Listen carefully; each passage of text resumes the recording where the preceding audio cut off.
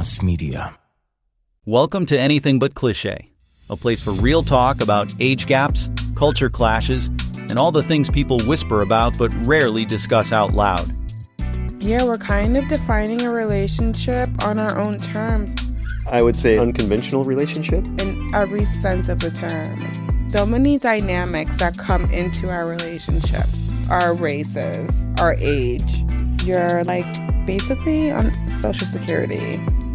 Because at the end of the day, I mean, I love you. Here are your hosts, Clifton and Shay.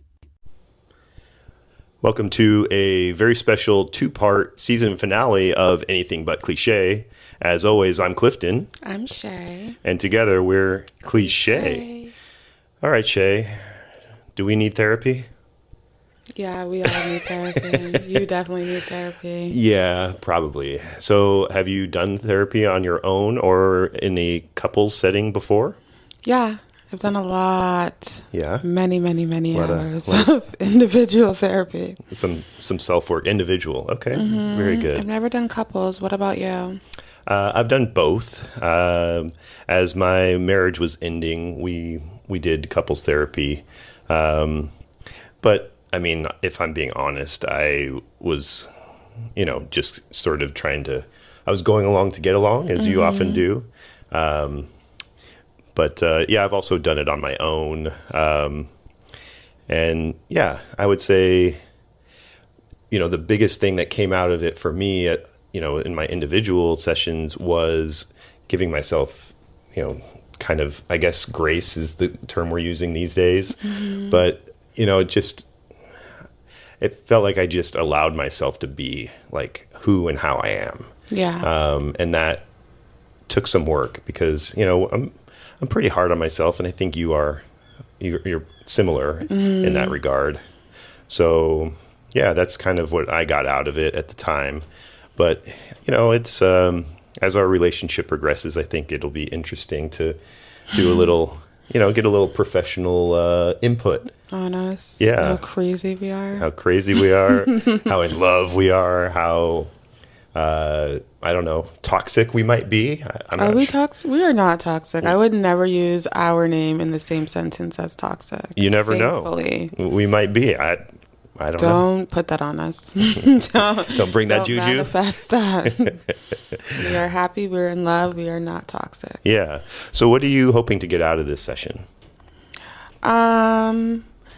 I'm curious to have another opinion on our relationship that's like professional. Everyone else's opinion I could give a fuck less about.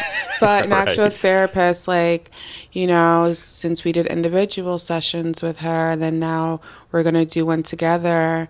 I'm curious to see what we're going to dive into and where this is going to go. If I'm going to cry, if I'm going to realize, there's always tissue boxes next to that couch. I know. She said that's the number one thing on their inventory list. And when they're told and when they're getting licensed is to always make sure you have tissues. Yeah. Yeah. So, okay. Yeah, I would say, I think what I'm hoping to get out of it is just a better understanding of, I guess, where we're going, if this is sustainable and all that kind of stuff. I like what we have. I don't think it could get better, but if there's, again, outside input that puts us on a slightly better path, I mean, I'm certainly open to that. Your game? Absolutely. Yeah, me too. You know me, I'll try anything 3 times. Jeez. Yeah, I think it's good also that it's not like we have any issues. We're just going and being proactive, which I think is also a good step in the right direction. It shows that we care about this relationship and we want to nurture it and want it to grow. Oh, that's a good point. So instead of going when things are tough and it's like, oh, now we're trying to fix something and now we want help. It's like it could be good to just be proactive and just my dad would say closing the barn doors after the horses already got out. Right? Yeah. If you're trying to fix a problem after it's already happened, it's probably too late. So being proactive is definitely a good idea. I also like that she said that they have a no secrets policy. Did she tell you about that? Yeah. Which I thought was very interesting. And I kind of like that she was upfront about it. Because I'm like, well, I'm not telling you anything I don't want him to know. No, I'm just kidding. But I was like, that's super smart because, yeah, how can she help us if she knows something that the other one doesn't know, and it's like she's keeping it a secret. Right. So I really did like that she was upfront about that and said that. Yeah, I think that's fair. She said that she wouldn't disclose or divulge that information, but she would ask like the person who has the secret to share it in the session, right? Yeah. So, I think that's healthy. Yeah, I right? really liked her. But yeah. So who is her and how did you find her? Her name is Allie, and I found her because of Gemini. Oh. We love AI. But yeah, I just asked Gemini for couples therapists in the area. Okay. And I believe they work with Estes therapy. So that's who we went with. They had a long questionnaire we had to fill out with so many questions. I was like, wow, it really makes you think. That's why I'm like, it's good to be proactive because this is stuff I didn't even think about. Yeah, I'm glad you brought that up. It was actually kind of hard to answer some of those questions because a lot of them were asking like why we're seeking therapy, like because I think most people don't go to therapy until there's a problem. And I was like, there's no problem. So it was like none, not applicable, no. Yeah. Like I was answering a lot of questions that way. Which, I was just skipping them. After a while, they seemed repetitive. I'm like, I just want to get this session in. I hate questionnaires. Right. Yeah. But I get it. They need to know you better and what they're kind of walking into in a way. So it all makes sense. Yeah. And I mean, you can tell, I could definitely tell she read mine. Because she was bringing up a lot of the stuff. And I was like, oh, yeah, I totally forgot you asked that question. Yeah. So, yeah, she seems like she's super sweet. I'm excited to do this session with her and see how it goes and learn more things about myself, us, and you. Yeah, absolutely. All right. So I guess more to come. Stay tuned. We'll come right back from Allie's office and dive right into it. Yeah, we'll see how that goes. Okay. See you guys soon. Thank you. All right. Welcome back. We're here at Estes Therapy, and this is Allie. Allie, would you like to introduce yourself? Yeah. So I'm Allie. I am a marriage and family therapist. Been doing this about 3.5 years. So kind of new here, but love working with couples and love just seeing what we're going to dive into today. So yeah, we're really excited. Yeah, we don't know what's going to happen either. This is, our first time doing something like this. Yeah, but I'm a little nervous. Yeah, Shay in the waiting room was like, "What if we break up?" Oh my God. We hope that doesn't happen today. Yeah, we hope not too, but who knows? Yeah. Normal to be nervous. I'm a little nervous. I don't know if you're a little nervous. A little bit. Okay. Yeah. Maybe it's the matcha. I don't know. Like my heart's. I don't normally do caffeine in the morning, and I'm like, we had a matcha on the way here, and I'm like, yeah, yeah. That's got to be part of it. Yeah. Okay. So this is what I'm gonna do. I'm gonna pretend there's no microphone in my hand and no camera. Yeah. And we're just gonna chat. We're just gonna go like we normally do. So I loved getting to know both of you beforehand, and I think I told you maybe, I don't know if I told you this, normally I see the couple first together and then I do a one-on-one session, but I got to do it differently this time, so that was really different and interesting. So this is my first time seeing you together and like your energy and your connection, so that's fun. I like that.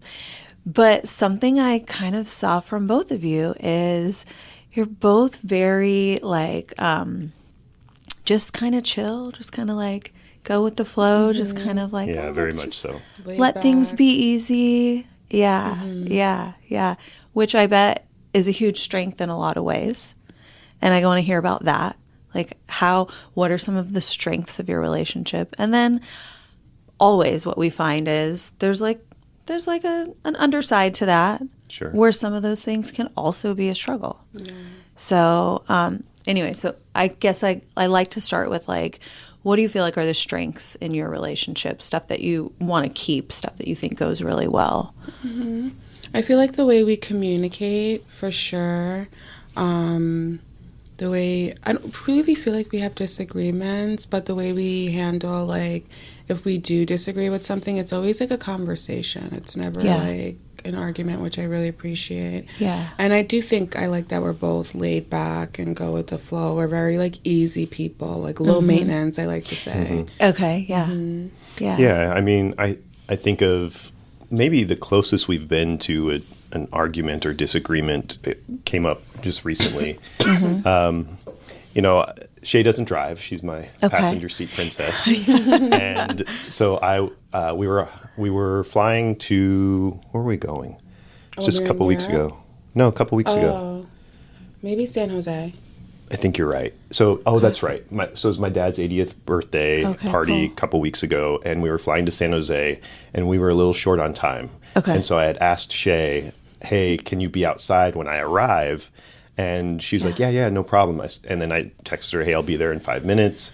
And then I was like, I texted her again 2 minutes. And then I got there and she wasn't outside. And so I'm calling her and, you know, and she's not picking up. And I'm like, babe, I asked you to be outside. I said, you know, it feels a little bit disrespectful, you know, to me when, you know, you don't respect my time. You know, I'm not an Uber driver. I'm not, sure. You know, you don't have 5 minutes once I arrive before I leave, you know? Yeah. And she said, you know, instead of it being a fight, she just said, you're right, I'm sorry. And when I shared that same story with like some of my friends, they were just like, are you kidding me? Like, you know, that would have escalated. Yeah. You know? Yeah. And so that just, I think it goes to show that we, you know, I think we are very respectful of each other. And the way that I didn't yell at her. I didn't raise my voice. I didn't even present it in like an angry manner.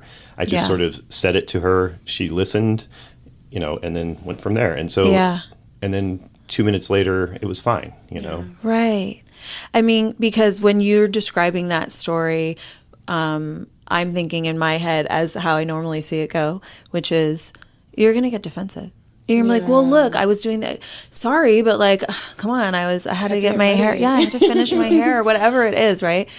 Like that's typically what you would see happen. Yeah. So that there was. She did say I had to go to the bathroom, and I was like, sure. There's an explanation. There's an explanation, not an excuse, just an explanation.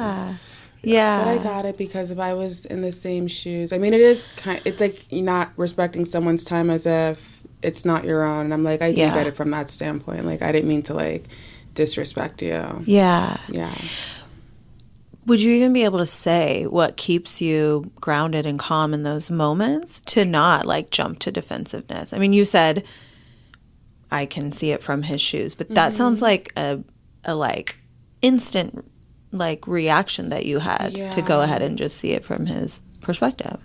I think I just know how to pick and choose my battles, especially I always say, like, every relationship I've been in has, like, prepared me or, like, made me better for the next. Yeah. So I think just learning how to pick and choose my fights, and, like, to be honest, me being late is always something. So I'm like, well, clearly I am the problem. You're like, that one's valid. Yeah. I get that. Okay. That I can't argue with you on. Yeah.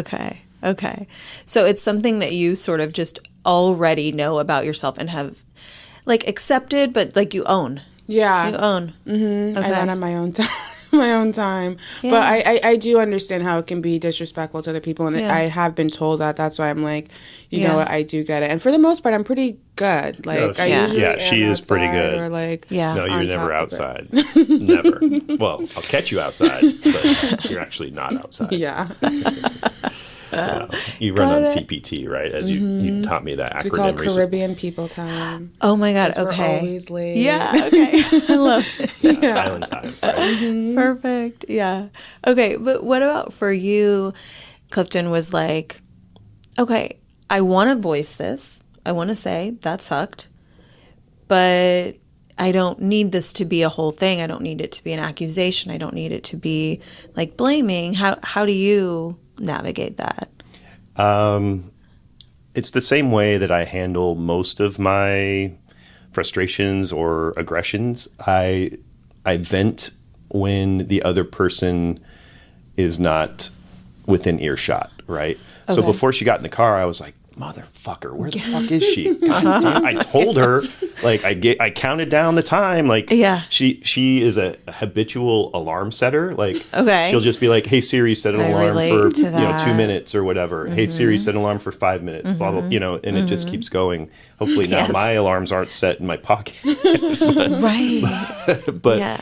so she does, and so I just assumed that she would have done the same thing when I was giving. That's why I was giving her the countdown. I'll be 5 minutes. I'll be 2 minutes. Yeah. Right. Okay. And so yeah, and I do the same. I mean, that's why I have road rage. That's why I scream at the TV screen during sporting events. Okay. Because it doesn't impact anyone else. Yep. I'm able to get my aggravation, Yeah. frustration, everything out. Yeah. But it doesn't. There's no implications for anyone else. It's not causing any damage there. Right. Yeah. Okay. I like that strategy. It's actually a great strategy. Let me get this out. I'm not bottling this up. Let me get it out, but not in a way that's going to cause damage to my partner or anyone else, other drivers, Yet you're still going to address it and express it, but in a way that once you've kind of gotten to the calm place. Exactly. Yeah. Yeah. I just, if it's something that I feel needs to be expressed, then I share it. But in, as, most professional or cordial, amicable sort of way. Like, Yeah. I guess it might come from a little bit, from my work or what Yeah, have you. right, Being right. in a leadership position, like, you have to, share with people their areas for improvement without it being an insult or Yeah. being too like direct or Sure. what have you. You want to share the behavior that maybe is causing some issue, but not in a way that's like pointed. Yeah. Yeah. We want to address the behavior, but not like the character. Yeah, that's Like, a good way to say it. The person's a good person. I trust my partner. This behavior is just like annoying, frustrating. Or use the words we usually hear people say. Annoying, frustrating, Yeah. irritating. Yeah. Okay, cool. Okay, I love that strategy. So let me push a little further. Are there times, and maybe for either of you, where maybe you did want to say something, but you just kind of let it go? But maybe you did bottle it a little. Yeah, because I'm the type of person, when I get upset, it takes me more than a few minutes. Like, sometimes I have to really think and marinate on it. And then by that time, when I know what I want to say, I'm kind of like over it. And I'm like, I don't want to bring it up again and then just get upset all over again.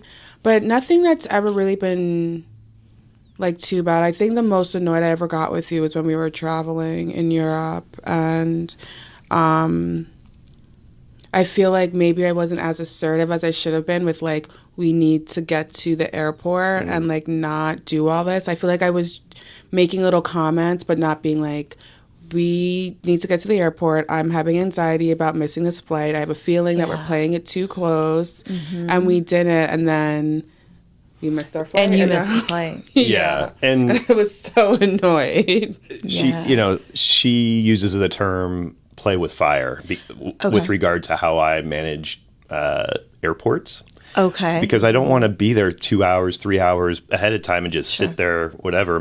I feel it, and maybe this is just me being pretentious, but I'm like, my time is more valuable. I don't want to just sit in an airport and play with my phone or have a cocktail or whatever for 2 hours, right? Yeah. So I will arrive when I think is appropriate so that I get to the gate, 15, 20 minutes before we board. Yeah. And so that is Not okay with international travelers. When I don't know the airport, that's a problem. So, right. We don't know what we're doing here. Yeah. So, but I fly every week, and so I kind of got it to, a science more or less. You got it down. Yeah. Unless there's some variables, like a new airport. Yeah. Okay. But something kept you from saying, let's go, what you really wanted to say. Yeah. And what was that? I feel like because he does travel a lot and he takes charge a lot, that I was just like, okay, he knows what he's doing. But I'm like, does he know what he's doing? Because I'm like just looking at the clock. But I mean, I usually I guess you can say I'm really submissive. Like I let him just, lead, and I usually just follow. But I think that's honestly what was it. And I didn't want it to become like okay, I heard you the first time. You're worried about time. You don't need to keep mentioning it. I'm going to get us to the airport, which I kind of feel like was said without really being said. Like, okay. Yeah. Yeah. Yeah, she definitely, pushed to like get moving. But also we were visiting with her sister, and I in my mind's eye, we had more time, right? Yeah. So anyway. Yeah. We did, but we didn't. Yeah. Exactly. And you knew it, but there's this internal negotiation that you're doing that's like, is it worth picking this battle? Yeah. Is it worth speaking up about this thing? And that's all happening internally, where you're deciding, do I say anything or do I not? Are we going to get into a conflict? Am I going to piss him off? Like, what am I? Yeah. Yeah. That was definitely it. And then again, is it worth it? Like, whatever, we miss a flight, we just catch the next one, I guess, which is what we did, and we made the best out of the situation. Sure. Like, once we realized we missed the flight and accepted it and got out of that airport after like 30 minutes of trying to get out, we got back to the hotel room and I think we probably both showered. We didn't speak for a minute, but he also has this thing where like, if he knows I'm upset or like we're kind of like, there's that tension between us, he likes to come and give me a hug and a kiss and like, let's just like start over and regroup. And sometimes for me, it's hard because I'm so stuck in my emotion at that moment. It's hard to have that reset in that moment. Like, I've learned to let go time. because I'm like, well, now I don't want this to be like a thing, because now he's trying to resolve it and I'm sitting here being a little brat in my feelings, which I know I'm entitled to have, but like, I don't want it to just go from something so little where we just need 5 minutes to like, now you don't want to hug and kiss me, and it's a different fight about something else, Yeah, that happens a lot. And if you want to hear more about that, you can listen to our entire episode that covers that experience. It's called Stansted Airport, a mall with a runway. That's great. Yeah, okay. But the internal negotiation is happening. You decide not to say anything. It goes exactly kind of how you assume it's going to go. Yeah. And then you are having your feelings after, which are valid, like you said.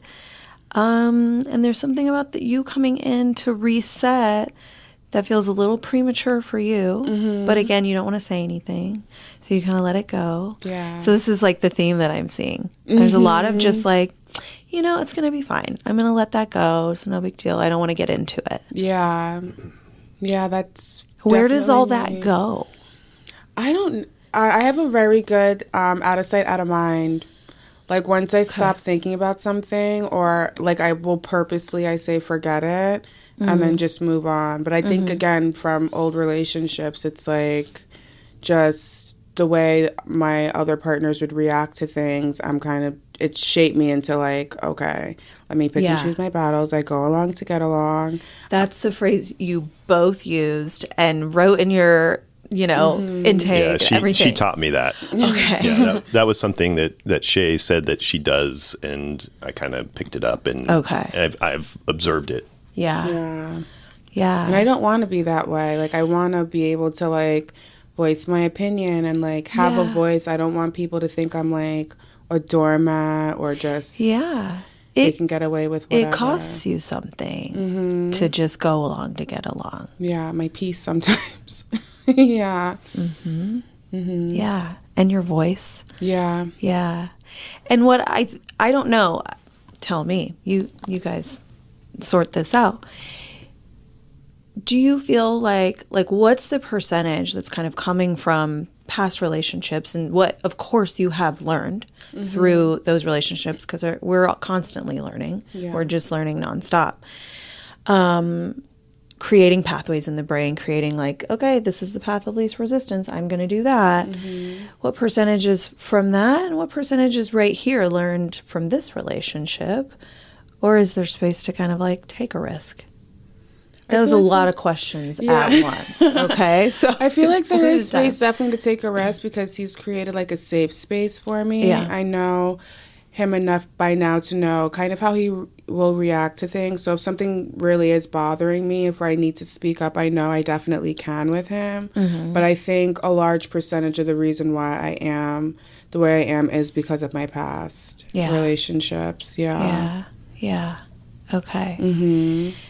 And how much do you guys talk about those past relationships? Zero. Yeah. He likes to think I'm the first person he's ever dated, that he's the first person I've ever dated, which I'm like... That's just the way that I sort of operate, I guess, with regard to... I think that every ex of mine is sitting by the phone waiting for me to call them and hasn't, like, done anything since the breakup. Since then. And I think that every girl that I meet is, like, you know, waiting by the phone for me to show up or call her for the first time. Fell out of the sky right when you met, and that's that. But I like to know everything about someone's past. Okay. Like, I'm super nosy. Yeah. For me, ignorance is bliss. I don't want to know, like, your body count. I don't want to know, like, the names of the guys you've dated before. I don't need... Like, to me, it's just... It's irrelevant, right? Yeah. You had a life before me that was, you know...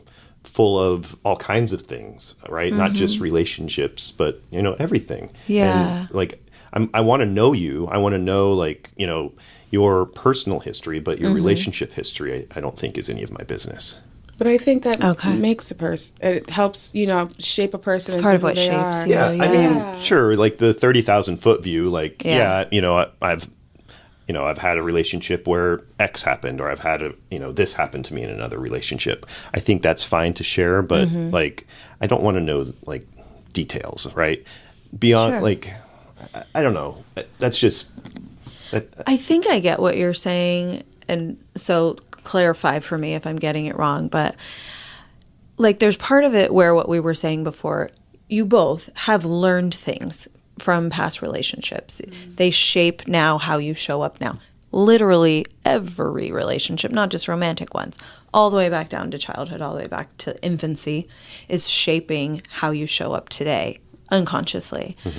And those patterns are really ingrained. So you're saying, I don't need to know their names. I don't need to know everything you guys did together. I don't need to know all of that. But maybe there is some value in knowing, hey, this is kind of where I learned this behavior, or this is kind of where I learned this pattern, or this is why I show up this way, maybe. You know, kind of getting deeper into that stuff. Okay.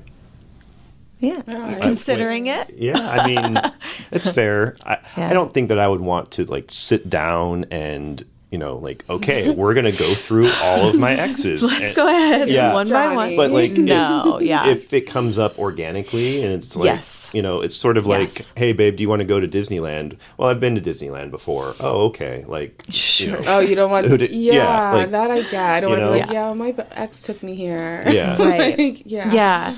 Okay, so that isn't even what I'm talking about, right? It's like the pattern of learning how to go along to get along. It's like, okay, where'd that come from? Yeah. And we don't have to know the person's name. We don't have to know all the context. We just know, like, that came from somewhere. Yeah, and I think I'm aware of that. Yeah. Even though if it's not necessarily explicitly stated. Yeah. I know that, and Shay has told me some details of previous relationships that were relevant to, you know, the time and place that we were in that moment. Right. And, you know, and I don't, you know, I'm not hiding from any of this information. I just, you know, it's not something that I seek out. And, you know, I'm open to hear it if it's shared with me, but I'm not going to ask probing questions. And you're not probing. Okay. Yeah. Okay. Yeah. I think in some sense that's totally fair.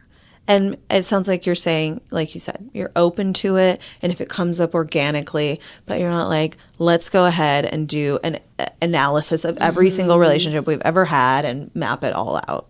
Yeah. That makes sense. Yeah.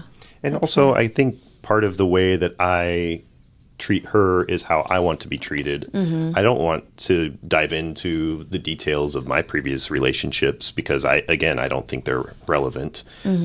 So, you know, that's why I don't do it to her, right? Yeah.